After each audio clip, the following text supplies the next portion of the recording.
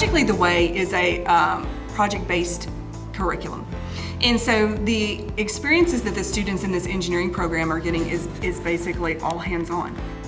It's project-based, so once they learn a concept, then to show me they've learned that concept, they do a project. Engineers don't sit. Engineers are hands-on people. That's what they do in the real world. So my kids are getting that experience starting at a very young age, and they're developing good habits that they can take with them when they get into the real world and be an engineer. It's more hands-on, it's more get to it, get down, as far as working on, just wide open on the computers. Ms. Mills has her very unique way of teaching, how she kind of, conjoins that as well as working on the computers in her own style of, even taking notes. Like I even like taking notes in this class because of Ms. Mills. There's more opportunity, I feel like, because there's way more hands-on activities, and I know, myself being a hands-on learner, I'm more of a have to see it visual learner than I am you give me a pencil and notebook. So really I feel like, because it's so hands-on, you jump right into it and you can do things and work with things and build things, and pretty much your imagination's the limit. Like the activities that we do, we'll often at the beginning of the year, we got cardboard boxes, and then we had to make skimmers out of them, and then we'd launch them across the floor and see who could get the furthest. And we have a bunch of different activities like that that we've done throughout the year that I really like. I learned a lot about Inventor, which is where we can make 3D models of different stuff. For example, we made a car, and I thought that was really neat. Seeing all the hard work I put in, and it takes weeks to make something like the car, and just seeing it all come together is really nice. We did these puzzle cubes that were Rubik's cubes, and you glued blocks together.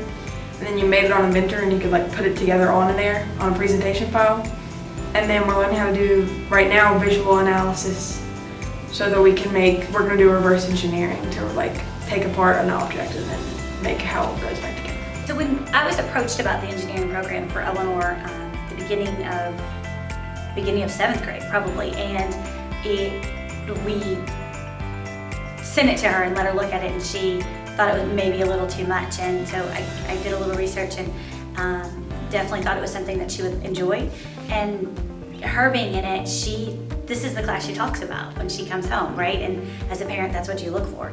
This is the class that she's excited about the projects. This is the class that she'll talk about the teacher and say, Ms. Mills taught us how to do this, and it's awesome to see that excitement and to see that part of her brain being used. This engineering program, not just for Eleanor, but for everybody, allows this hands-on experience for so many kids that have that capability, and it was untapped.